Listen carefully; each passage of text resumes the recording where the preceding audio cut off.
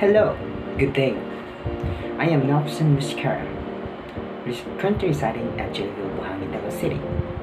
I am here to perform my final requirement on the fourth examination in G2.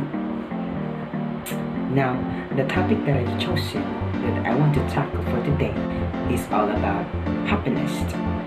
According to my own perception, happiness should be something that comes from within, right?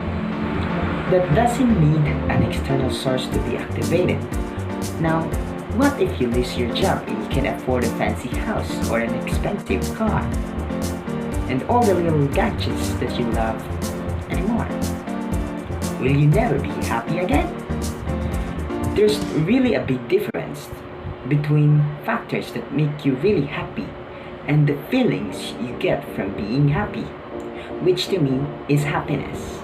These are all wonderful experiences to be cherished and cultivated, but most of the people who experience this admitted that they are really not happy.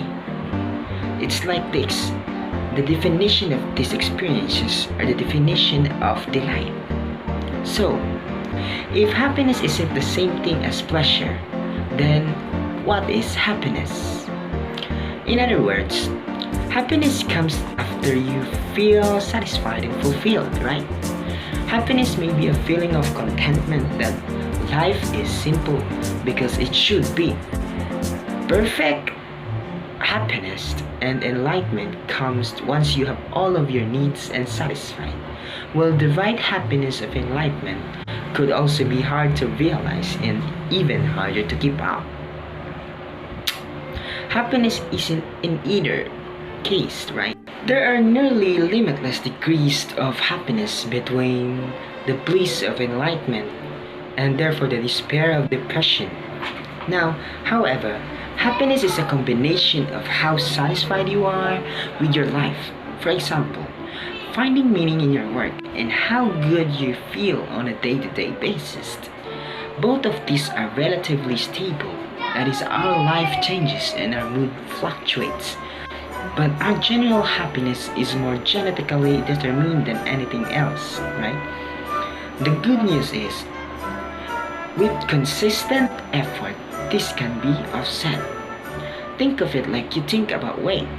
If you eat how you want it to and are as active as you want it to be, your body will settle at a certain weight. But if you eat less than you'd like or exercise more, your weight will just accordingly. If that new diet or exercise regimen becomes part of your everyday life, then you will stay at this new weight. If you go back to eating and exercising the way you used to, your weight will return to where it started. So it goes to like with our topic, which is the happiness. In other words, you have the ability to control how you feel, and with consistent practice, you can form lifelong habits for a more satisfying and fulfilling life. Now, if you're having your very worst day, you should be able to find something that it cuts through it, right?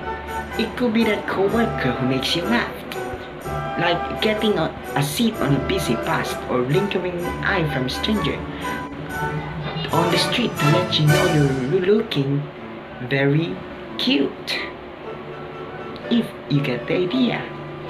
Those are just one of the examples that I stated of your golden moments in your life. Trust me, they are everywhere. I know they're hard to find when the dark clouds settle, but it only takes one to bring some sunshine to a very cloudy day, and that's what is happiness for me.